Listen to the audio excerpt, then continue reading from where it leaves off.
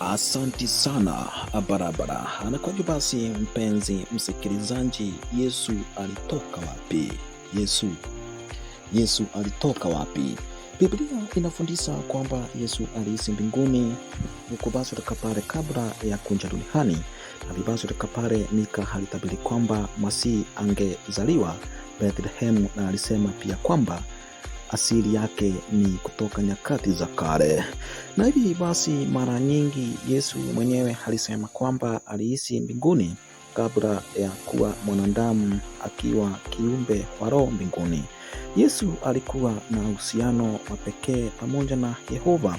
Na hivi basi pale ndugu mpenzi msikilizaji, Yesu ni mwana mpendwa zaidi wa Yehova, na kuna sababu nzuri anaitwa mzaliwa wa kwanza wa viumbe vyote, kwa sababu aliumbwa kwanza na Mungu.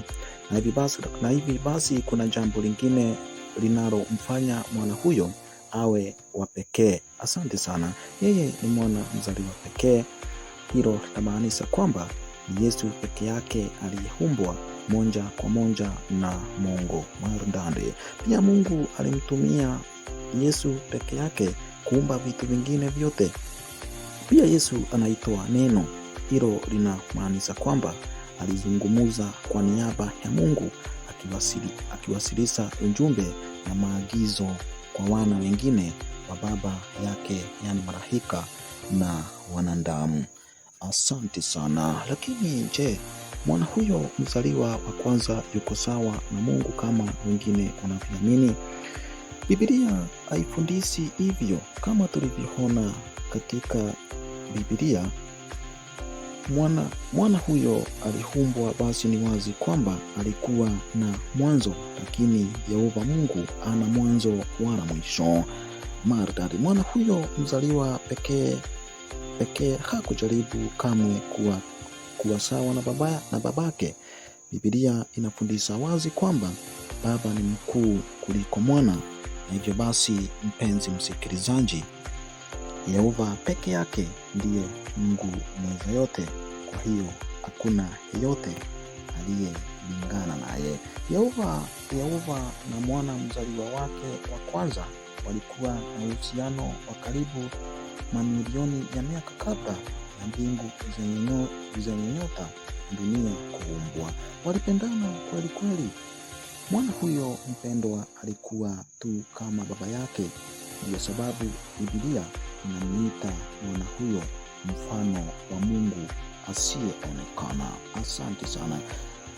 Na huku basi pale, kama vile mwana wa mwanadamu anavyoweza kufanana na baba yake katika njia mbalimbali, mwana huyo wa kimbingu alionyesha sifa na utu wa babake. Asante sana. Mwana mzaliwa pekee wa Yehova alikubali kuacha makao yake mbinguni na kuja kuishi duniani kama mwanadamu. Lakini penda ukajiuliza iliwezekanaje kiumbe wa roho kuzaliwa kama mwanadamu? Na huku basi, mpenzi msikilizaji, ili kutimiza hilo, Yehova alifanya muujiza.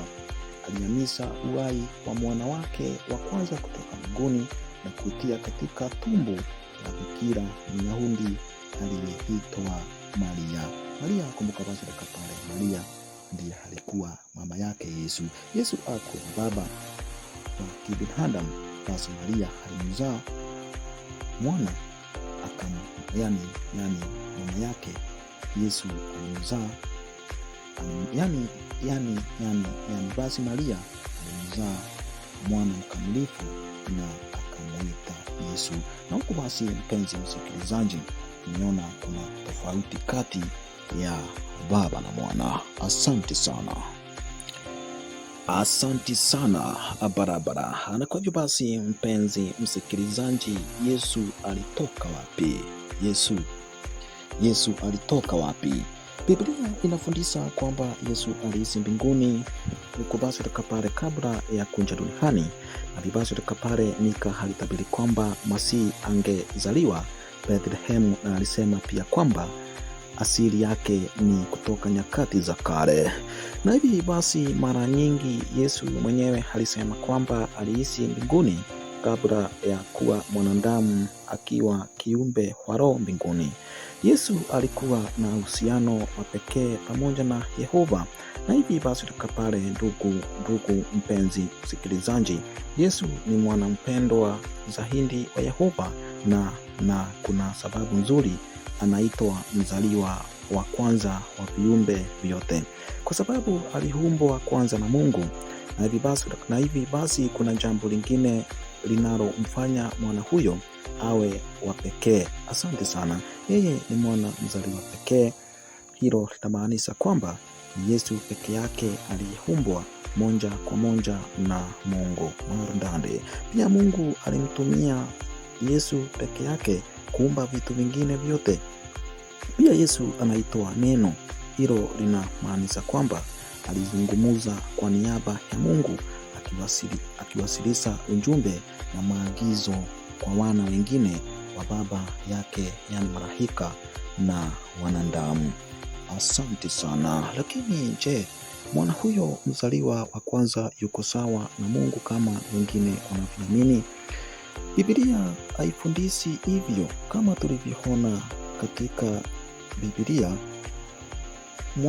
mwana huyo aliumbwa, basi ni wazi kwamba alikuwa na mwanzo, lakini Yehova Mungu ana mwanzo wala mwisho. Maridadi. Mwana huyo mzaliwa pekee hakujaribu kamwe kuwa sawa na babake. Biblia inafundisha wazi kwamba baba ni mkuu kuliko mwana. Na hivyo basi, mpenzi msikilizaji, Yehova peke yake ndiye Mungu mweza yote. Kwa hiyo hakuna yeyote aliyelingana naye.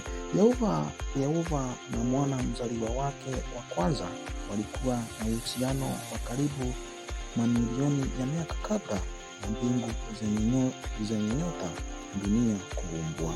Walipendana kweli kweli. Mwana huyo mpendwa alikuwa tu kama baba yake. Ndiyo sababu Biblia inamuita mwana huyo mfano wa Mungu asiyeonekana. Asante sana. Na huku basi pale, kama vile mwana wa mwanadamu anavyoweza kufanana na baba yake katika njia mbalimbali, mwana huyo wa kimbingu alionyesha sifa na utu wa babake. Asante sana. Mwana mzaliwa pekee wa Yehova alikubali kuacha makao yake mbinguni na kuja kuishi duniani kama mwanadamu. Lakini huenda ukajiuliza, iliwezekanaje kiumbe wa roho kuzaliwa kama mwanadamu? Na huku basi, mpenzi msikilizaji, ili kutimiza hilo, Yehova alifanya muujiza. Alihamisha uhai wa mwana wake wa kwanza kutoka mbinguni na kutia katika tumbo la bikira Myahudi aliyeitwa Maria. Kumbuka basi pale, Maria ndiye alikuwa mama yake Yesu. Yesu hakuwa na baba wa kibinadamu, basi Maria alimzaa mwana yani mama yake Yesu alimzaa basi Maria alimzaa mwana mkamilifu na akamuita Yesu. Na huku basi, mpenzi msikilizaji, niona kuna tofauti kati ya baba na mwana. Asante sana barabara. Na kwa hivyo basi, mpenzi msikilizaji, Yesu alitoka wapi? Yesu alitoka wapi? Biblia inafundisha kwamba Yesu aliishi mbinguni huko basi pale kabla ya kuja duniani. Na basi pale Mika alitabiri kwamba Masihi angezaliwa Bethlehem, na alisema pia kwamba asili yake ni kutoka nyakati za kale. Na hivi basi mara nyingi Yesu mwenyewe alisema kwamba aliishi mbinguni kabla ya kuwa mwanadamu, akiwa kiumbe wa roho mbinguni. Yesu alikuwa na uhusiano wa pekee pamoja na Yehova. Na hivi basi pale, ndugu mpenzi msikilizaji, Yesu ni mwana mpendwa zaidi wa Yehova, na kuna sababu nzuri anaitwa mzaliwa wa kwanza wa viumbe vyote, kwa sababu aliumbwa kwanza na Mungu. Na hivi basi kuna jambo lingine linalomfanya mwana huyo awe wa pekee. Asante sana. Yeye ni mwana mzaliwa pekee. Hilo litamaanisha kwamba ni Yesu peke yake aliumbwa moja kwa moja na Mungu Marundande. Pia Mungu alimtumia Yesu peke yake kuumba vitu vingine vyote. Pia Yesu anaitwa Neno. Hilo linamaanisha kwamba alizungumza kwa niaba ya Mungu, akiwasilisha ujumbe na maagizo kwa wana wengine wa baba yake, yani malaika na wanadamu. Asante sana. Lakini je, mwana huyo mzaliwa wa kwanza yuko sawa na Mungu kama wengine wanavyoamini? Biblia haifundishi hivyo. Kama tulivyoona katika Biblia,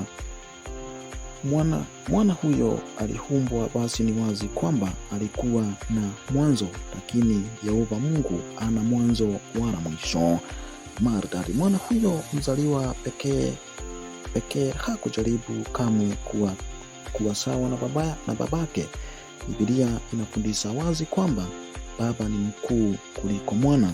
Na hivyo basi, mpenzi msikilizaji, Yehova peke yake ndiye Mungu mweza yote. Kwa hiyo hakuna yeyote aliyelingana naye. Yehova na mwana mzaliwa wake wa kwanza walikuwa na uhusiano wa karibu mamilioni ya miaka kabla ya mbingu zenye nyota dunia kuumbwa. Walipendana kweli kweli. Mwana huyo mpendwa alikuwa tu kama baba yake. Ndiyo sababu Biblia inamuita mwana huyo mfano wa Mungu asiyeonekana. Asante sana. Na huku basi pale, kama vile mwana wa mwanadamu anavyoweza kufanana na baba yake katika njia mbalimbali, mwana huyo wa kimbingu alionyesha sifa na utu wa babake. Asante sana. Mwana mzaliwa pekee wa Yehova alikubali kuacha makao yake mbinguni na kuja kuishi duniani kama mwanadamu. Lakini huenda ukajiuliza, iliwezekanaje kiumbe wa roho kuzaliwa kama mwanadamu? Na huku basi, mpenzi msikilizaji, ili kutimiza hilo, Yehova alifanya muujiza. Alihamisha uhai wa mwana wake wa kwanza kutoka mbinguni na kutia katika tumbo la bikira Myahudi aliyeitwa Maria. Kumbuka basi pale, Maria ndiye alikuwa mama yake Yesu. Yesu hakuwa baba wa kibinadamu, basi Maria alimzaa mwana yani mama yake Yesu alimzaa basi Maria alimzaa mwana mkamilifu na akamuita Yesu. Na huku basi, mpenzi msikilizaji, niona kuna tofauti kati ya baba na mwana. Asante.